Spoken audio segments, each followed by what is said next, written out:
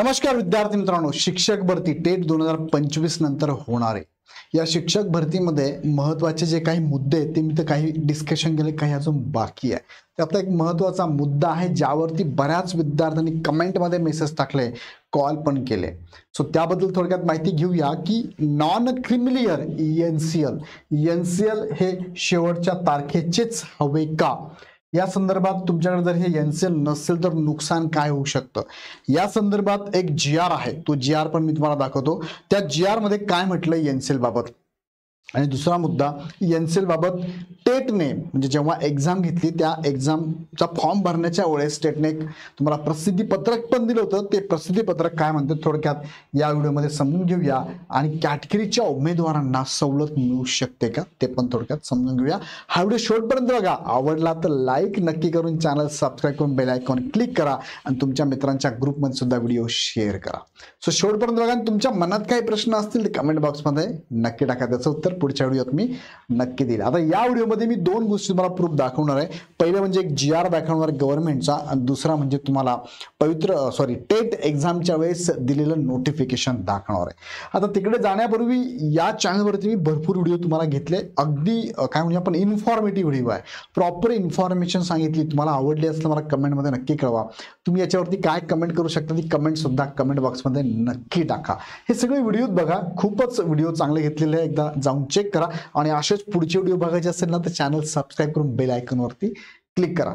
चला मुख्य मुद्द्याकडे जातो। पूर्वी इग्नाइट अकॅडमीकडनं सीटीटी परीक्षा तुम्ही देणार असाल, तुमचे मित्र असेल, तुमचे भाऊ बहीण असेल, तुमचे रिलेटिव्ह असेल, तुमच्या कॉलनीतले असेल, तुमच्या ओळखीतले फॅकल्टीचे डीएड आणि बीएडचे शिक्षक असेल त्यांचा ग्रुप असेल, पालकांचा ग्रुप असेल तर त्यांच्या ग्रुपमध्ये नक्की शेअर करा।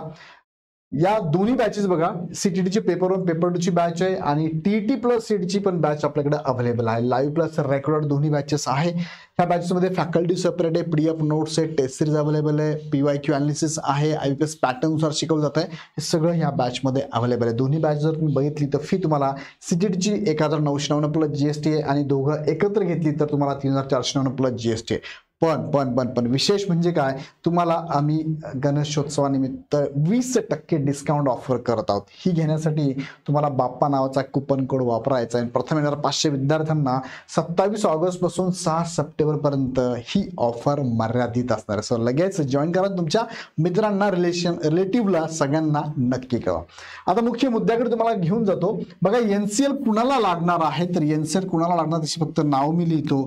एनसीएल बघा तुम्हाला ओबीसी कॅन्डिडेटला लागणार आहे, एसबीसी ला लागणार आहे, त्यानंतर एससी बीसी ला पण लागणार आहे, एनटीचे चारही प्रवर्ग, एनटी अ, एनटी ब, एनटी क आणि एनटी डी ला पण लागणार आहे। कुणाला लागणार नाही, कुणाला लागणार नाही हे लागणार लिहिलंय, कुणाला लागणार नाही तर बघा एससी कॅन्डिडेटला लागत नाही, एसटीला लागत नाही, ओपनच्या कॅन्डिडेटला लागत नाही आणि ईडब्ल्यूएसच्या कॅन्डिडेटला लागत नाही। ओके, त्यानंतर फायदा काय मिळणार। आता बघा हे सगळे कॅटेगरी आहे। कॅटेगरीच्या उमेदवारांना, कॅटेगरीचे जेवढेही उमेदवार आहे ज्यांना लागतं त्या उमेदवारांना कॅटेगरीमधनं आरक्षण जर घ्यायचं असेल, कॅटेगरीतून आरक्षण जर घ्यायचं असेल तर आरक्षण घेण्यासाठी 3 महत्त्वाचे डॉक्युमेंट आहे। कास्ट सर्टिफिकेट लागतं, एक दुसरं म्हणजे डोमेसाईल कंपल्सरी लागतं आणि तिसरं म्हणजे नॉन क्रिमिलियर लागतं। त्यामध्ये कास्ट सर्टिफिकेट सगळ्यांनाच लागतं, डोमेसाईल सगळ्यांनाच लागतं। ज्या विद्यार्थ्यांना आरक्षण घ्यायचं आहे त्या सगळ्याच उमेदवारांना, मग ओपनच्या महिला आरक्षण जर घ्यायचं असेल तरी लागेल, ओपन मधून जे आरक्षण घेणारे उमेदवार आहे त्या सगळ्याच उमेदवारांना पण लागणार आहे। तुम्हाला मी समांतर आरक्षण इथे लिहून ठेवतो। समांतर आरक्षण ज्यांना घ्यायचं आहे त्या सगळ्याच उमेदवारांना समांतर आरक्षण, मग कोणते असो, ओपन मधलं असेल तरी समांतर आरक्षणच्या उमेदवारांना सुद्धा काय लागतंय, कॅटेगरीचं आरक्षण हे डॉक्युमेंट लागतात। मग आता तुम्हाला लक्षात घ्या की एनसीएल हे मात्र पुन्हा लागतंय, याच उमेदवारांना लागतंय आणि त्यातल्यात याची व्हॅलिडिटी असते आणि यांची व्हॅलिडिटी असते का, व्हॅलिडिटी यांची नसते। व्हॅलिडिटी एकदाच काढायचं असतं, ते व्हॅलिडिटी नसते, एकदाच काढायचं असतं। याला मात्र व्हॅलिडिटी असते। कशी असते, एक तर ते 3 वर्ष असते, 2 वर्ष असते किंवा 1 वर्ष असते। ते एनसीएल तुम्ही बघू शकता, त्याच्यावरती मेन्शन केलेलं असतं, त्यानुसार त्याची व्हॅलिडिटी ठरत असते। इथपर्यंत क्लिअर झालं। सो म्हणजे एनसीएल कुणाला लागणार आणि फायदा कॅटेगरीतनं आरक्षण मिळणार। अजून फायदा काय, जर कॅटेगरीतनं आरक्षण मिळालं, उदाहरणार्थ एखाद्या कॅटेगरीचा उमेदवार आहे, उदाहरणार्थ ओबीसीचा उमेदवार असेल ओबीसी मध्ये फिमेल आहे सपोज, स्पोर्ट घेऊ शकता, प्रकल्प, भूकंपग्रस्त, सगळे समांतर आरक्षण तुम्ही घेऊ शकता. ओबीसी मधून फिमेल असेल तर तिला 4 ठिकाणी रिझर्वेशन मिळतं. तिला पहिलं रिझर्वेशन मिळतं ओपन मधून फिमेल मधनं, दुसरं मिळतं तुम्हाला कॅटेगरी मधनं फिमेल, तिसरं मिळतं तुम्हाला ओपन मधून जनरल आणि चौथं मिळतं तुम्हाला कॅटेगरी मधून जनरल मिळतं. बघा हा सगळ्या ठिकाणी तुमचा विचार केला जातो. सो लक्षात घ्या, हे 4 ठिकाणी तुम्हाला जर फायदा करून घ्यायचा असेल तर तुमचं आरक्षणासंदर्भातले डॉक्युमेंट तुमच्याकडे असावं लागतात आणि ते आरक्षणातल्या डॉक्युमेंटमध्ये एनसीएल महत्वाचं डॉक्युमेंट आहे. क्लिअर झाला इथपर्यंत? ओके, पुढे घेऊन जातो. पुढचा प्रश्न आहे की एनसीएल मग कधीच हवं. आता तुम्हाला शिक्षक भरती 2025 जर करायची असेल, बरोबर आहे, शिक्षक भरती 2025 करायची असेल, ज्यांनी टेट एक्झाम दिली असेल तर टेटला फॉर्म भरण्याची लास्ट डेट होती 14 मे 2025. ह्या डेट पर्यंत त्यांना चालणार आहे, ह्या डेट पर्यंतचं डॉक्युमेंट चालणार आहे एनसीएल. आता मुद्दा पुढचा येतो की तुमच्याकडे एनसीएल जुनं जरी असेल पण त्यामध्ये जर 25-26 हे वर्ष येत असेल, त्या एनसीएल मध्ये 2025-26 हे वर्ष इन्क्लूड होत असेल तर तुम्हाला काहीच प्रॉब्लेम नाही, नवीन काढायची पण गरज पडणार नाही. मग एनसीएल बाबतचा एक जी आर आहे की जो जी आर बऱ्याच विद्यार्थ्यांनी मला पण सांगितलं सर ह्या जी आर नुसार विचार केला तर आम्ही इथे व्हॅलिड आहोत का. मग बघूया जी आर काय. जी आर हा आलेला आहे बघा 9 मार्च 2023 ला आलेला हा जी आर. मी थोडा झूम करून दाखवतो तुम्हाला रीडिंग करता येईल. बघा 9 मार्च 2023 चा जी आर आहे. जी आर बघा, विमुक्त जाती, भटक्या जमाती, इतर मागास प्रवर्ग आणि विशेष मागास प्रवर्गातील उन्नत आणि प्रगत व्यक्तिगटात मोडत नसल्याबाबतची पडताळणी करण्यासाठी उमेदवाराचे त्या वित्तीय वर्षातील नॉन क्रिमिनल प्रमाणपत्र गृहीत धरण्याबाबत हा एक महत्वाचा मुद्दा बघा. काय, त्या वित्तीय वर्षातील नॉन क्रिमिनल पाहिजे. आता बघूया मुद्दा काय आहे. मी खाली घेऊन जातो तुम्हाला 9 मार्च. याच्या अगोदर भरपूर जी आर देऊन गेले, त्यातला एक जी आर होता, त्या जी आर मध्ये बदल त्यांनी केलेला आहे. काय बदल केलाय तुम्हाला थोडक्यात दाखवतो. बघा काय बदल केलाय थोडक्यात बघूया. बघा, शासन परिपत्रक सामाजिक न्याय विशेष सहाय्य विभाग कडनं आलेलं आहे. 25 मार्च 2023 मधील परिच्छेद 2 मधील खालील वाक्य वगळण्यात येत आहे. कोणतं वाक्य वगळलंय बघून घ्या. सदर उमेदवार विहित केलेल्या विशिष्ट निर्णायक तारखेस उन्नत आणि प्रगत व्यक्तिगटात मोडत नसल्याची पडताळणी करावी. हे वाक्य वगळण्यात आलं आहे आणि वगळून काय वाक्य केलंय ते लक्षात घ्या. त्यांनी काय वाक्य केलंय त्यातलं महत्वाचं मी तुम्हाला दाखवतो, जास्त डिटेलमध्ये जात नाही. त्यांनी वाक्य जे केले बघा हे महत्वाचं. 3 नंबरचं बघा, 3 नंबरचं काय वाक्य. 3 नंबरचं, एखाद्या पदाकरिता अर्ज दाखल करावयाची स्वीकारण्याची अंतिम तारीख किंवा त्या पदाकरिता निश्चित करण्यात आलेली विशिष्ट निर्णायक तारीख ही संबंधित उमेदवार उन्नत आणि प्रगत व्यक्तिगटात मोडत नसल्याची पडताळणी करण्यासाठी गृहीत धरण्यात यावी. हे जुनं वाक्य आहे.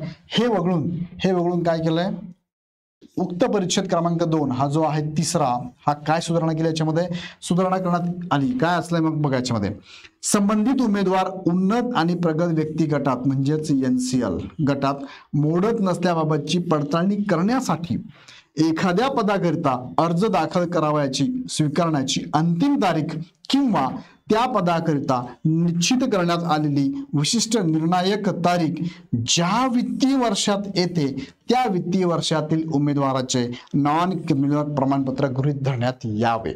आता या ओळीचा अर्थ वेगळा लागला जाऊ शकतो. आता ह्या ओळीचा अर्थ काय, फॉर एक्झाम्पल तुमची फॉर्म भरण्याची डेट काय होती बरं. फॉर्म भरण्याची डेट तुमची होती 14 मे 2025, बरोबर आहे. मग त्यांनी सांगितलंय की काय, अर्ज दाखल करायची स्वीकारण्याची अंतिम तारीख, त्याला किंवा म्हटलं त्याने, किंवा काय, त्या पदाकरिता निश्चित करण्यात आलेली विशिष्ट निर्णायक तारीख, अंतिम तारीख किंवा विशिष्ट तारीख हीच आहे ती, बरोबर. त्यानंतर सांगितलंय ज्या वित्तीय वर्षात येते, काय सांग, ज्या वित्तीय वर्षात येते त्या वित्तीय वर्षातील उमेदवाराचे नॉन क्रिमिनल पाहिजे. मग यात वित्तीय वर्ष कोणतं येतं तर वित्तीय वर्ष 2025-2026 येतं. या इकॉनॉमिकल इयर मधलं तुम्हाला एनसीएल तिथे लागणार आहे. आता लक्षात घ्या, याचा अर्थ मुलांनी असं घेतला की एक्झाम झाली वगैरे झालं तरी चालतंय, तुम्ही नंतर एनसीएल काढून दिलं तरी चालतं. पण याचा अर्थ हा नाही होतो. याचा अर्थ असा होतो, जी निर्णायक तारीख आहे ती ज्या वित्तीय वर्षात येते, हे कोणत्या वित्तीय वर्षात येते बरं, ही येते 25-26. मग ह्या 25-26 ला लागू असलेले एनसीएल पण कधीपर्यंतच, त्यांनी अर्ज दाखल करायची स्वीकारण्याची अंतिम तारीख जी ठरवली आहे ती. याच्या पाठीमागे पण मी व्हिडिओ घेतला होता, पण त्यावेळेस त्याचा अर्थ जर बघितला तर आयोगाने जस्ट तो जी आर दिला होता, जी आर व्हिडिओ घेतला होता. पण याचा अर्थ तुम्ही आता नीट समजून घेतला, त्यानंतर मी पण जी आर याच्याबद्दल परत अनालिसिस अनालिसिसचा व्हिडिओ घेतला होता मी GRचा. सो आता परत मी तुम्हाला सांगतो, ह्या GRचा अर्थ असा आहे की अंतिम डेट ज्या वित्तीय वर्षात येते त्या वित्तीय वर्षातला नॉन क्रिमिनल पाहिजे. मग ते वित्तीय वर्ष तुमच्या नॉन क्रिमिनल मध्ये पाहिजे याचा अर्थ असा होतो. तो कधीही काढून चालणार का, DVच्या आगल्या दिवशी काढायचा चालेल का, नाही. फॉर्म भरण्याची लास्ट डेट जी आहे त्या डेट पर्यंतच पाहिजे. हा मुद्दा क्लिअर झाला सगळ्यांचा. आता मात्र ह्या GRच्या अगेन्स्ट आपण काहीच करू शकत नाही. काही मुलं म्हटलीत मला की सर मी जर ह्या GRच्या अगेन्स्ट सांगितलं तर मी आता NCL काढून दाखवू शकतो का, तर नाही दाखवता येणार आहे. हा मुद्दा क्लिअर. अजून तुम्हाला काय वाटतंय मला कमेंटमध्ये नक्की कळवा. तुमचे अजून काय प्रश्न आहे, शंका आहे, तुमचं डिस्कशन करायचं तुम्हाला, मला मुद्दा कमेंटमध्ये नक्की टाका. ओके, हा एक GR मी तुम्हाला दाखवला. कधीचा GR आहे तुम्ही पण बघू शकता. हा GR कधीचा आहे, तर हा GR आहे बघा 9 मार्च 2023 आहे. आता परत पुढच्या मुद्द्याकडे मी तुम्हाला घेऊन जातो. हा GR तुम्हाला मी सांगितला NCL ह्या डेट पर्यंतच पाहिजे. पण त्यामध्ये अजून एक महत्वाचं काय, NCL सवलत मिळणार का, टेटचे प्रसिद्धीपत्रक काय होतं. टेटने प्रसिद्धीपत्रक दिलं होतं बघा तुम्हाला 12 मे 2025 ला. 12 मे 2025 ला एक प्रसिद्धीपत्रक दिलं आणि त्यात त्यांनी काय सांगितलं थोडक्यात बघा. हे प्रसिद्धीपत्रक आहे. प्रसिद्धी निवेदन कसल्या बाबत आहे, शिक्षक अभियोग्यता आणि बुद्धिमापन चाचणी परीक्षा टेट 2025 परीक्षेचे ऑनलाईन आवेदनपत्र भरण्याकरिता ज्या विद्यार्थ्यांनी NCL प्रमाणपत्र काढण्यासाठी अर्ज केला आहे अशा उमेदवारांना पोच पावतीच्या आधारे आवेदनपत्र भरण्यास परवानगी देण्यात येत आहे. पोच पावतीवरील दिनांक हा आवेदनपत्र भरण्याच्या शेवटच्या दिनांकापर्यंत म्हणजे 14/5/2025 पर्यंत पाहिजे. म्हणजे तुमच्याकडे NCL टाकलंय काढायला तुम्ही, अशी पावती जरी असेल जी की 14 मे किंवा 14 मेच्या अगोदरची असावी, ती पावती सुद्धा इथे कन्सिडर केली जाणार आहे. सदर पोच पावती ग्राह्य धरण्यात येईल. याच पोच पावतीनुसार मिळालेले NCL प्रमाणपत्र या टेट परीक्षेच्या माध्यमातून होणाऱ्या पुढील भरती प्रक्रियेसाठी ग्राह्य धरण्यात येईल. म्हणजेच या प्रमाणपत्रावरती किंवा या पोच पावतीवरती जी डिटेल्स असेल त्या डिटेल्सच्या आधारे काढलेलं तुमचं जे NCL असेल ते NCL इथे गृहीत धरल्या जाईल. आता गृहीत धरल्या जाईल म्हणजे DVला तुम्हाला दोघे लागेल, तुमचं पोच पावती पण लागेल ही आणि NCL दोघे लागणार आहे. लक्षात ठेवा. सो जपून ठेवा. सो जे उमेदवार 14 मे पर्यंत NCL काढू नाही शकले पण अप्लाय करायला पावती त्यांच्याकडे आहे, ते उमेदवार इथे NCL मधनं शिक्षक भरतीच्या पुढील प्रोसेसमध्ये फॉर्म भरू शकतात. हा मुद्दा क्लिअर झाला असेल. बघा 12 तारखेला आलेले हे नोटीस आहे. त्यानंतर बघा आता NCL नसल्यास सर एवढं सगळं केलं तुम्ही, बरं झालं ठीक आहे सांगितलं, पण आमच्याकडे सर NCL नाहीच, आम्ही यस करून फॉर्म भरला पण आता आमच्याकडे NCL नाही, काय करावं. आता नुकसान काय होईल सध्या तुम्ही लक्षात घ्या. NCL जर नसेल तर तुम्हाला पहिली गोष्ट आरक्षण मिळणार नाही. आरक्षण मिळणार नाही. जेव्हा फॉर्म सुरू तेव्हा मी तुम्हाला सांगतो, पण आता सांगतो तुम्हाला, जेव्हा NCL पोर्टलवरती NCL बाबत तुम्हाला विचारण्यात येईल त्यावेळेस तुम्हाला इथे NCL आहे किंवा नाही तर नो करावा लागेल. बरोबर आहे. आणि नो केलं की तुम्हाला आरक्षण मिळणार नाही. आरक्षण मिळणार नाही म्हणजे उदाहरणार्थ मी तुम्हाला आता सांगितलं कोणती कॅटेगरी आहे, कोणत्या कॅटेगरीचा उमेदवार आहे ज्यांना NCL लागतं 4 सोडून, मग कोणत्या कॅटेगरीची एखादा उमेदवार घेतला, उदाहरण तुम्ही स्पोर्ट कॅन्डिडेट घेतला समांतर आरक्षणचा, तर समांतर आरक्षणचे जे उमेदवार आहेत समांतर आरक्षणचे ते 4 ठिकाणी जातात बघा. 4 ठिकाणी तुम्हाला मगाशी पण सांगितलं. पहिलं त्यांना ओपन स्पोर्ट मधून जातात, नंतर कॅटेगरी स्पोर्ट मधून जातात, तिसरं ओपन जनरल मध्ये जातात आणि चौथं कॅटेगरी जनरल मध्ये जातात. तेच मी समांतर आरक्षण जर मेल कॅन्डिडेट घेतला, जनरल म्हणूया आपण त्याला, समांतर कॅटेगरी मधनं जनरल कॅन्डिडेट घेतला तर तो 2 ठिकाणी जात होता. कुठे कुठे जात होतो तो, जात होता ओपन जनरल मध्ये आणि कॅटेगरी जनरल मध्ये. बरोबर, कॅटेगरी जनरल मध्ये. पण जर त्याच्याकडे NCL नसेल, जर त्याच्याकडे NCL नसेल तर काय होईल, सपोज याच्याकडे NCL नाही तर त्याला ओपनच्या कॅटेगरी जनरलच्या जागा मिळणार नाही, त्याला कॅटेगरीच्या इथे जसं समांतर आरक्षण स्पोर्टच्या जागा मिळणार नाही, कॅटेगरीच्या जनरल जागा मिळणार नाही. लक्षात घ्या. हा एक कॅन्डिडेट दाखवला मी, हा दुसरा कॅन्डिडेट दाखवला. हा जो एक कॅन्डिडेट हा समांतर आरक्षणचा आहे आणि हा जनरलचा आहे. सो त्यांना इथे आरक्षण मिळणार नाही म्हणजे त्यांना कॉम्पीट करायला जागा कमी मिळतील. दुसरा मुद्दा, तुम्ही जर आरक्षणामधून तुम्ही जर कॅटेगरीमधूनच फॉर्म भरू इच्छित असाल आणि तुमचं वय जास्त असेल आणि दुसरं तुम्ही जर TET किंवा CTT ओपन मधनं क्वालिफाईड नसाल तर तुम्ही 1 ते 8 ला सुद्धा तुमचा विचार केला जाणार नाही. आणि वयाधिक होत असाल, तुम्ही वयाधिक ओपन मध्ये बसत नसाल म्हणजे ओपनचं 38 पर्यंतचे आणि तुम्ही 38 प्लस असाल तर तुमचा इथे शिक्षक भरतीमध्येच विचार होणार नाही. खूप मोठं नुकसान होणार आहे अशा उमेदवारांचं ज्यांचं वय 38 प्लस आहे, कॅटेगरीतून आहे पण NCL नाही, त्यांचा विचार कुठेच होणार नाही. कळतं मी काय म्हणतोय? वयाधिक आहे, NCL नाही आहे, त्यांचा विचार कुठेच होणार नाही. ही मोठं नुकसान विद्यार्थ्यांचं होऊ शकतं. काही विद्यार्थ्यांचं थोडं होईल, म्हणजे काय, कॅटेगरीमधून विचार होणार नाही, बाकी ओपनमध्ये होईल. पण काही उमेदवारांचं विचार म्हणजे कुठेच होणार नाही. एवढं सगळं करून काही उपयोग होणार नाही. असं नुकसान मोठं होऊ शकतं काही विद्यार्थ्यांच्या बाबतीत. सो याबद्दल तुम्हाला काय वाटतं मला कमेंटमध्ये नक्की कळवा. आता पुढे घेऊन जातो तुम्हाला मी. हे सगळे NCL बद्दल मी तुम्हाला सांगितलं. परत जाताना सांगू इच्छितो की इग्नाइट अकॅडमीच्या TETच्या सेपरेट बॅचेस बघा. पेपर 2 ची गणित विज्ञानासह बॅच आहे. पेपर 2 ची सामाजिक शास्त्राची बॅच आहे. पेपर 1 ची पण पूर्ण बॅच आहे. पेपर 1+2 ची पण बॅच आहे. सगळ्या बॅचेस तुम्हाला सेपरेट विषयाची फॅकल्टी शिकवते. त्यांचे डेमो लेक्चर युट्यूबला दररोज असतात. तुम्ही एकदा बघा. तुम्हाला आवडले तुम्ही पण जॉईन करा. तुमच्या मित्रांना कळवा, तुमच्या ग्रुपमध्ये शेअर करा, नातेवाईकांना कळवा. आणि जे विद्यार्थी DED BEdला फर्स्ट इयरला आता ॲडमिशन घेतलं, कॉलेज चालू आहे, त्या विद्यार्थ्यांना नक्की कळवा, कारण त्यांना भविष्यात TET CET द्यावीच लागणार आहे. आत्ता पण देऊ शकतात ते. सो त्यांना तयारी करण्यासाठी ही बॅच लगेच अनाऊन्स केली आम्हाला.